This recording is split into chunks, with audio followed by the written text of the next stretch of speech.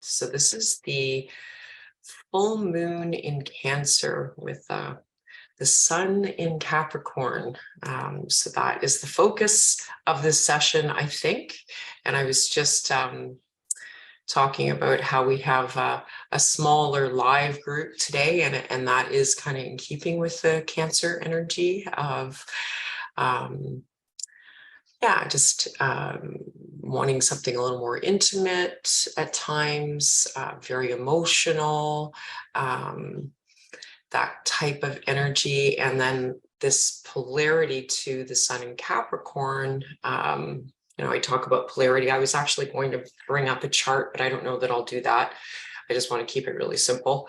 For myself as well as everyone else, it's opposites on the astrological chart. So we have the sun in Capricorn. We actually have a few planets in Capricorn, and then opposites to that is Cancer. So we have the 10th house and the 4th house.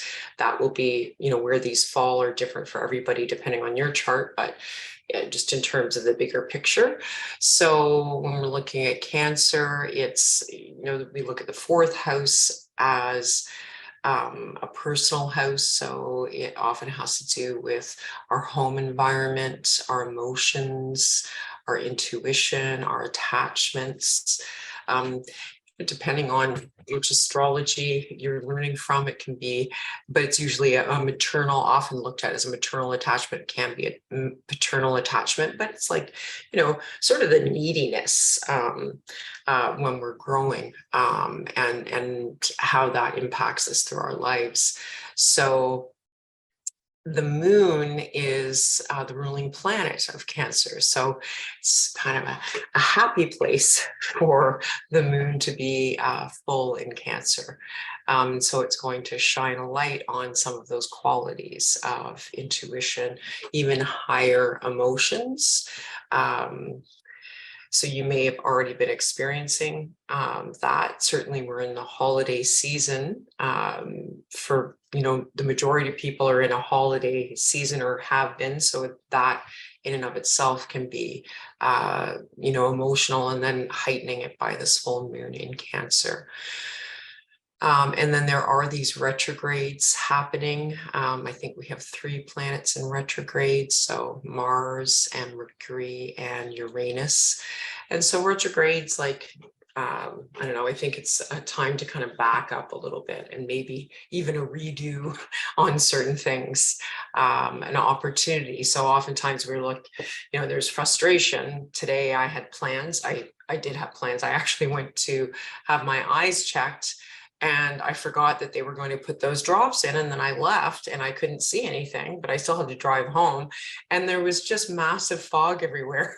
Fortunately, I only had a 2-minute drive, and then I was planning a big long drive, so that didn't happen.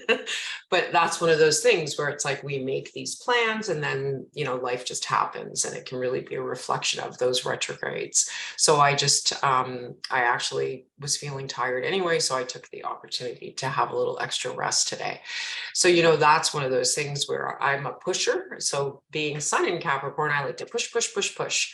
And it's very, I want to get it done, and I want this done, and I want that done. And sometimes, sometimes we just need to slow down and go inward, and perhaps this full moon in Cancer is also an invitation to do that, reconnecting with ourselves, our intuition, and being able to listen a little more deeply to our emotions. So if you have focus yourself for what you would like to have more balance in or peace in, maybe within those themes that I just brought up, then you can bring that in. And this can also be at a physical level. The moon energy really rules body fat, particularly like cellulite, and reproductive, the womb, our breast health, probably not limited to women either. So if there's an area in that, our lymph, so the fluids and the movement of lymph in our body, which is just ever so important for not only cleansing our physical bodies, but also helping to keep our emotions and our thoughts, moving and clear. So if there's something within that realm, or if there's something else, just bring that focus in on what you would like to have more balance in. There's another area that's coming up, the hypothalamus. So if the thalamus in the brain, which is kind of like the middle of the brain, is our sun, then the hypothalamus is our moon. So there's also a correlation with that. And I remember, studying emotions and the emotional impact that actually moves into the physical expression. And so when we experience an emotion, that information is really given to our hypothalamus, and then the hypothalamus communicates with our neuroendocrine system, and it becomes a physical expression, whether it's an endorphin, or it's very interesting to see how these emotions through the hypothalamus and that communication will then become a physical expression. So it's just that whole cycle. So let's go in and see what's ready to be balanced. There's another thing that's coming out. I don't know why all this information is coming in, but it is active memories. So when we're looking at that fourth astrological house and that time period, the time 7, 8, but even maybe 6, 7, 8 years old. Again, we're learning to be independent, but we're not quite ready to be independent. And so we're starting to, our sensitivities are heightened, and we're just starting to learn about what's outside of us, what's outside of our homes, and the strong emotions. So active memory and active memory synthesis is governed by the moon and the Cancer in the fourth house as well. So maybe there's an opportunity here, that's probably why it's coming up, to help to synthesize active memories. So I'm just going to go in and see. So there's actually a permissions that is coming up initially. So when I'm doing a BodyTalk session and permissions comes up, it comes up in this case at a mental level. So permissions means that there's some kind of resistance that is ready for balancing. And in this case, we can have a general level permissions, which is like body, mind, spirit, and emotion. In this case, we're looking more at a mind level. So we're looking at some kind of resistance at maybe a belief or something. So let's just go into that. And it does have to do with control. So I'm just it's taking me into a subsession on this permission to an active memory belief. And the belief is it's actually not safe to let go of control. And this is coming up in the power or solar plexus aspect of your throat chakra. So the expression, confidence of self-expression. So this active memory, it's not safe to let go of control within that area. And I'm just going to see if there's anything else about that within this permissions. And so I'm actually linking into a body chemistry. So those of you that would like to do a saliva sample, you can. If you have a Q-tip or a clean finger, you can just a little from under the tongue and then place that in your navel. And I'm just going to tap into what this body chemistry balancing is. I'm going into allergies.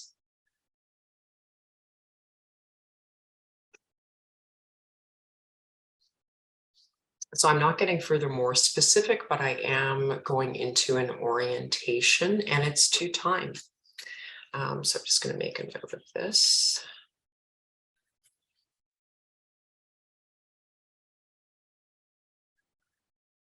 So concept, time is a concept. So it's like time slipping through my fingers. It's like a sense of loss of time. Like I can't hold on to time. Time just keeps kind of slipping through my fingers, disappearing.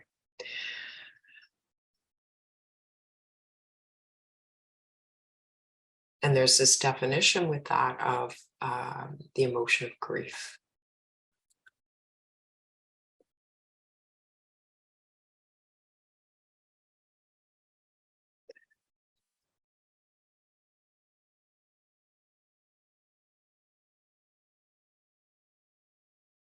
I'm just going back and writing this formula out to let go, not safe to let go of control, and it's orienting to emotions, or sorry, being defined by your emotions. So it's not safe to express my emotions. It's not safe to let go of my emotions. Oh yeah. So that's the permissions balancing. I'm just going to, so we don't need to tap that out. I'm putting that in a parcel.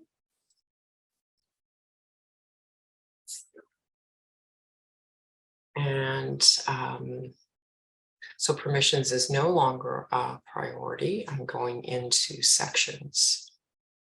I'm going into section 1, and I'm going into consciousness. And so I'm going into a balancing of consciousness of your pancreas.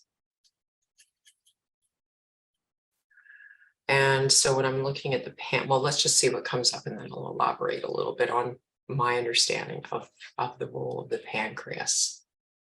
It's about receiving. It's a pathological consciousness balancing of receiving, and it's receiving love.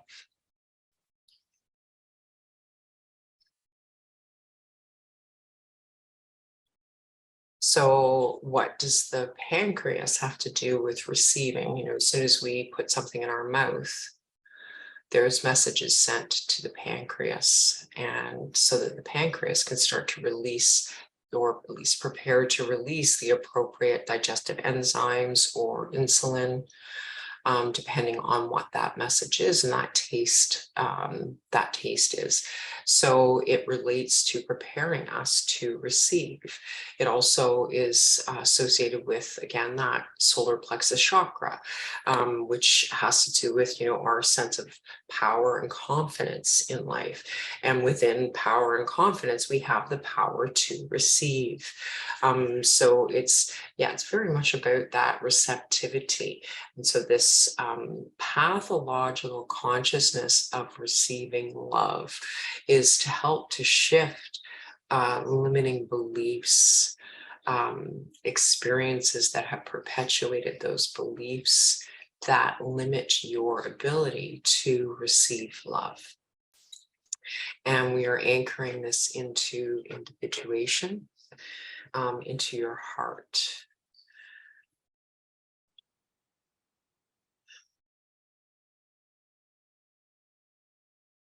And there is another item that's coming up, and it's taking me back into active memory.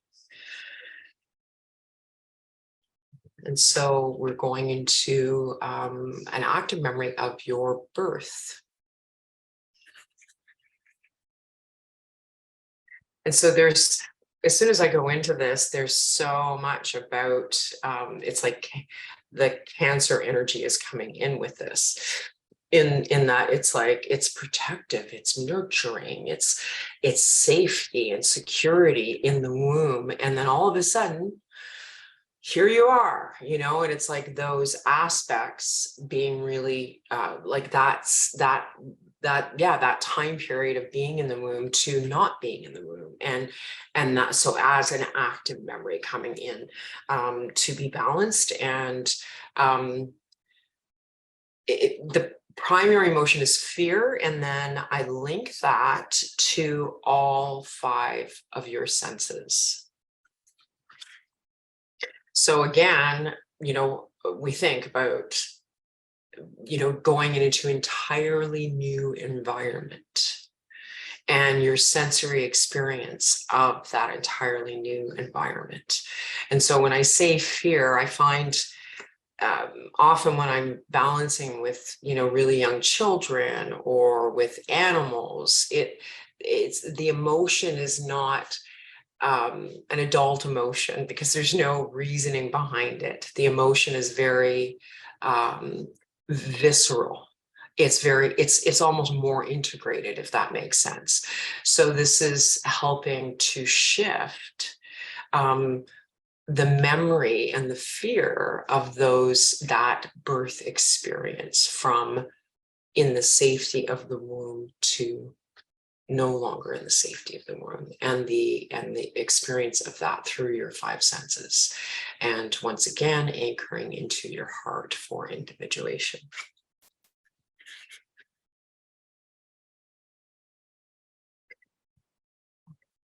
So I'm going to parcel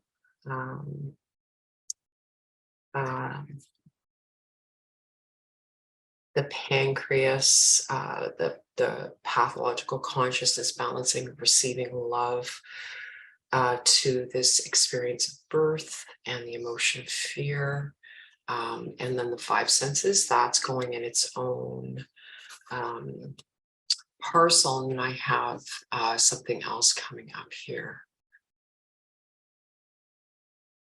So there's a definition around that particular formula of the world is a dangerous place.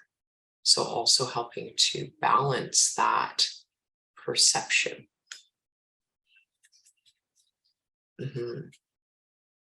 So defined. It's the world is dangerous. And this it comes up more specifically through the sense of hearing.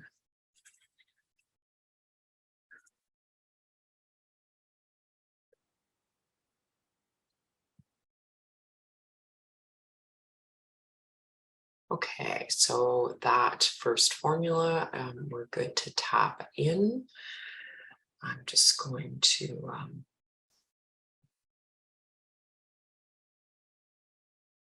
so we're going to tap it in as body chemistry. So you are welcome to hold your hands on both sides of your head to represent the limbic brain.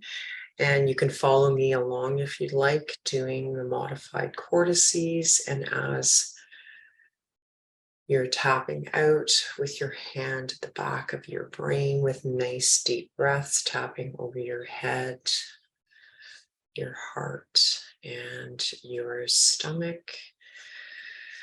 And then moving your hand up to the next area of the back of your head, continuing to tap over your head to help to bring awareness of the shifts and changes of this formula over your heart to store the memory, and then over your gut brain to integrate and digest these changes. So this really the larger theme of this first session is helping to be able to have more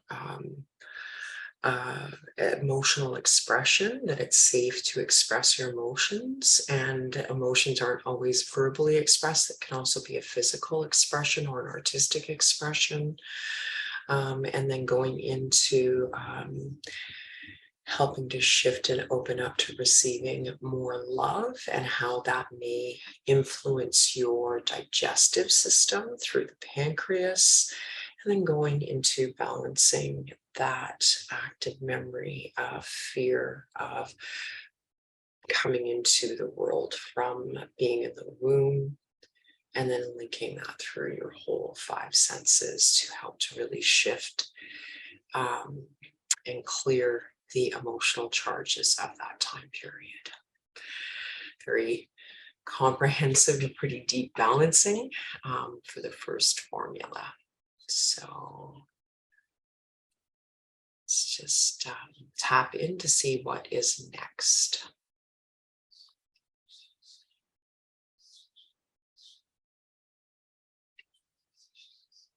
Okay. so I'm going into the brain now,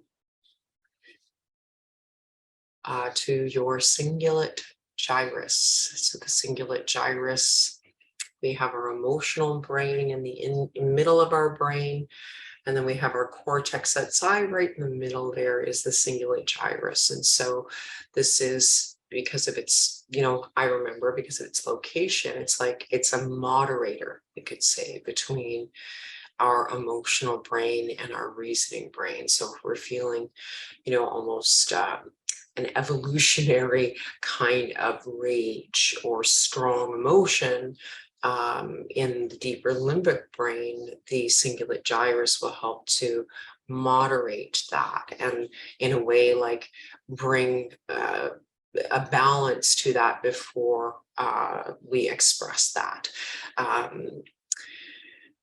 That's one of the aspects. There's also a maternal love, that deeper connection, and that's what's actually coming up. And so that also goes with the theme of Cancer, and the fourth house is our attachments.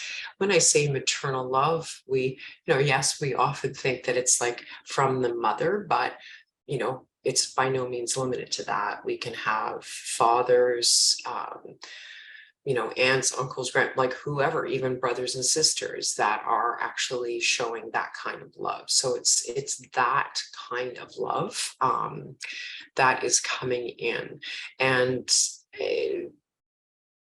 not just, when I say that love, it's like that type of bonding and the chemical expression of that bonding. So that will express itself in or through oxytocin, right? Like our ability to connect. And that's what it is. It's connect and bond. So that's what we're going into here. That's a bigger theme. So I'm bringing in, we're going to do a circulation plug-in within that particular aspect of the cingulate gyrus in bonding and connection.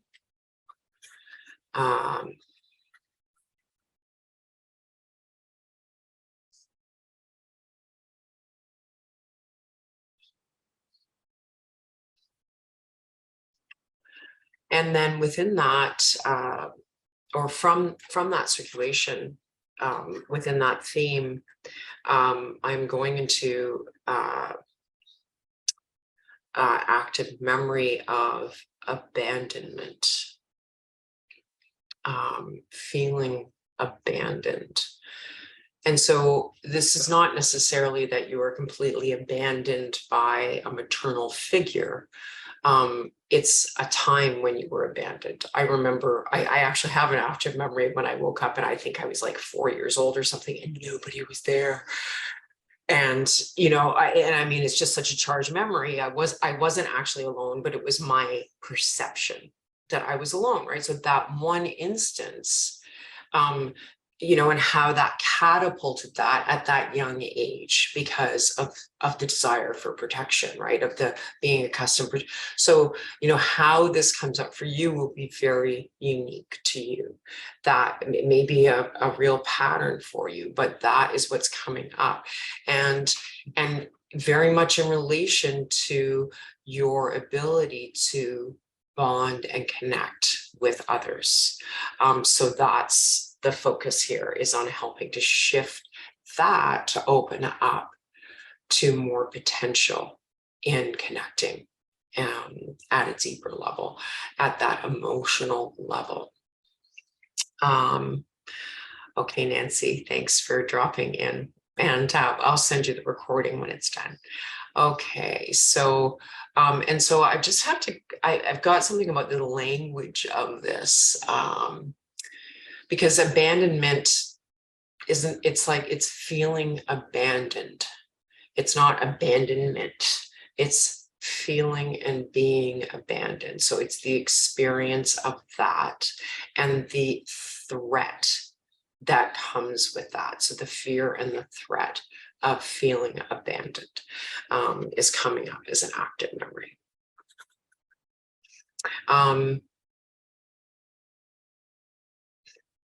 And so this is coming up in the relationship between your hypothalamus and pituitary gland. So we're linking from and focused on the cingulate gyrus and the maternal bonding, but then I'm linking further into this active memory.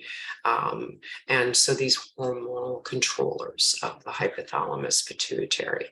When I look at the hypothalamus and pituitary, I often see one organ.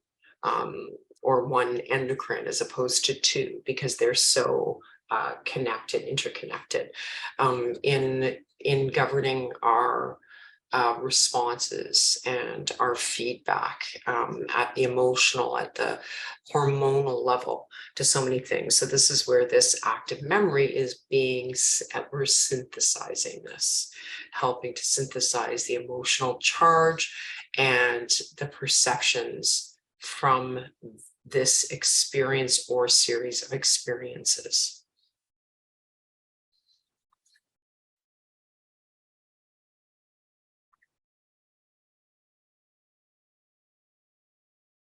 And there's a further definition of sorrow.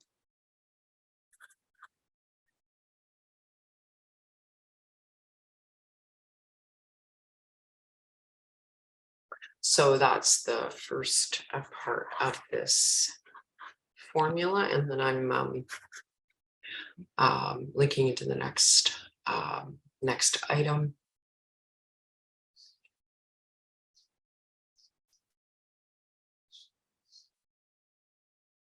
And I'm going into a strengthening of an aspect of the primary feminine matrix. So this is like body talk language, primary feminine matrix. It's an archetype. So we look at, I'm just going to gather the information and then I'll elaborate on this. So it's a repair.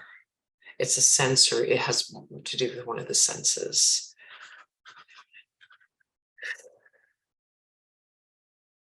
It's sense of touch. Oh yeah. And so how you experience the world and interact with the world through your sense of physical touch. So physical touch, how you feel, not just limited to your skin. It's also internally, like what you're feeling inside. And when we feel pain inside, pain can be experienced through our sense of touch, right? Because we're feeling it. And so, and this is also, of course, our memories of being touched, needles, like whatever that experience is for you, this is to help to strengthen this, but also to clear emotional charges that are distorting a more harmonized experience through your sense of touch.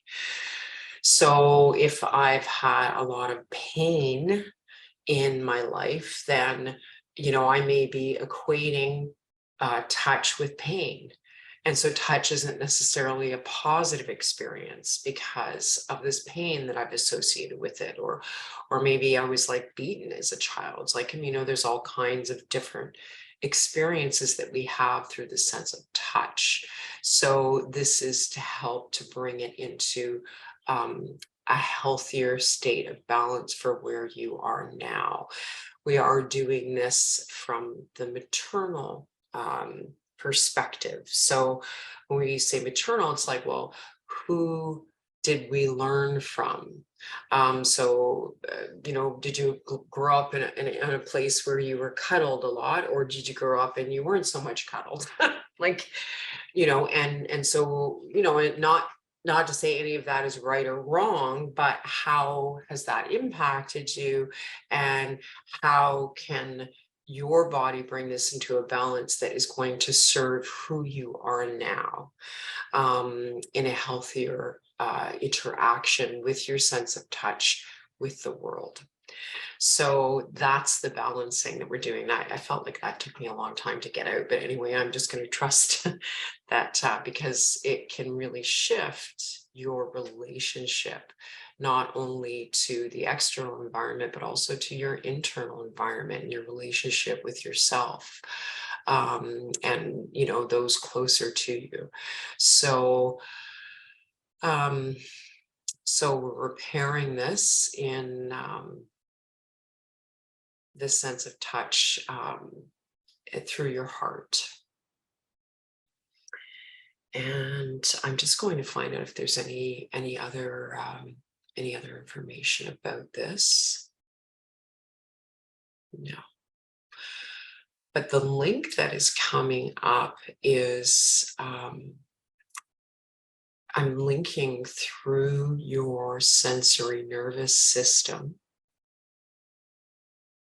And so more particularly, like, the way I look at the sensory nervous system, it's not limited to this, but it's like, it's incoming information in a way, because that our senses are what? Like, they are to actually send information into our brain for us to be able to process what is happening around us. So we're actually linking into that receptivity, that receptive center of your sensory nervous system. And there's a definition of a consciousness of integration, to assist the integration of this balancing of your sense of touch. And then further linking to a hydration. It's a general hydration. So this is to enhance your body's ability to take in water and fluids, so that you're nourished, so that your sensory nervous system and all your nerves are communicating more effectively, because hydration and water is so important, as well as the cleansing aspect of that. The other aspect of hydration is that it helps us to be more in touch with what we're feeling and keep those emotions moving. And there's a definition with hydration, and it is the fire element, and it's the emotions of the fire element, which are joy and sadness. And the two emotions, joy and sadness, in a way you can think of them as a yin and yang, right? Like, they are part of the whole experience. So when we feel joy, we're more able to feel the depth of, or the height of joy, when we felt the depth of sadness. So they're really partners. So this is being defined by both joy and sadness. And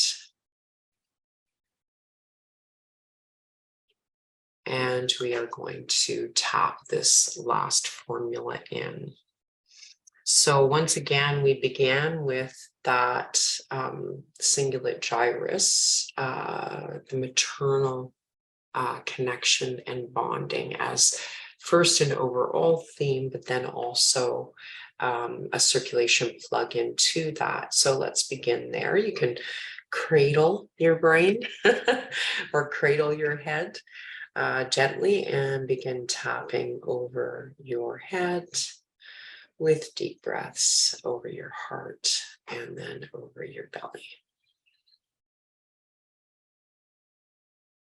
So just a review on this, helping to balance and enhance the maternal bonding aspects of the cingulate gyrus, and then balancing out within the hypothalamus and pituitary gland, that active memory of feeling abandoned, and helping to synthesize how that's impacted the hormonal expression, but also your connection and bonding to others. And that was defined by sorrow. So again, when we've got a definition like that, it's helping to more deeply shift out that emotion that's been there, the sorrow about that. And then linking through your sensory nervous system, balancing and strengthening your sense of touch, and helping to clear out old triggers or emotions that have been distorting that experience through your sense of touch, and then into an overall hydration of your body.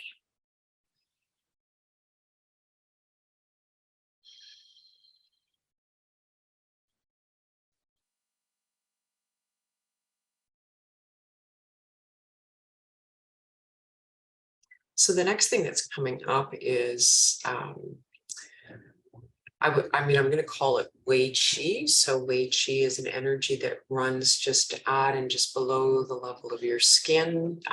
It also runs throughout your whole internal body, but it's by its location, it relates to our protection, as well as our ability to discern, and what is going to come into my field and what needs to stay out. So it has to do with boundaries.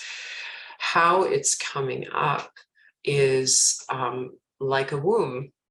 So it's actually coming up as this very soft light that is like a womb. It's like a protective energy, and but protective, not I'm not going to focus on what it's not. It's like in a very nurturing, protective way. So, like a baby that is in a womb is being nourished and nurtured in this very protective energy. It's that quality of the Wei Qi that surrounds you, and is nourishing and nurturing to you. And so it's those qualities that are coming up. And what also comes up with that is your relationship with your so-called external environment. So and I'm bringing this analogy because it's relevant. When we are in the womb, our external environment is our mother, and the mother is essential for us to be nourished and nurtured, but we're not perceiving it as such. It just is. And so there's a real parallel with your Wei Qi, and then what's around you is the earth, right? It's like it's your external environment, but it is that which nourishes you. And so it's like the consciousness of the awareness of the connection of sustenance that is necessary for your relationship. And so it really goes back to the earlier formula that came up for balancing on that perception that what outside is dangerous, it's threatening, right? Because that's one perspective. But what's coming up in this way is that what's out there is actually, it also has the potential to be incredibly nurturing and nourishing and protective. So that whole consciousness and awareness balancing is coming up for harmonizing. So when I do this, it's really that I see there's a quality of expansion that's happening with this consciousness shift in your Wei Qi energy. And so we're going to anchor that into your heart. Then I'm linking this into your prefrontal cortex. And so there's this integration into your executive function.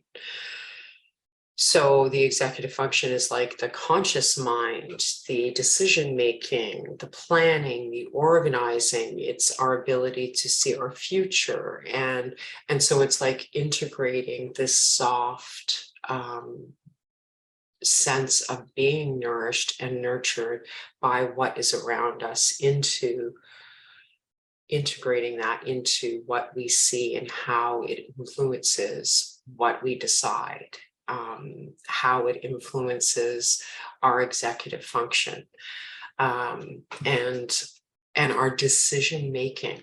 Um, when we feel secure and nourished, how does that influence the decisions that we make and the plans that we make? So we're going to tap this last formula in. And I'm not getting any hand positions, just nice deep breaths. So if you wanted to, you could imagine just breathing into the light that surrounds your body, that protects you, but also connects you to the nurturing and nourishment of your external environment, to the earth, to the sun, to all of the elements that provide you with what you need to be strong, um, yeah, and safe and harmonious.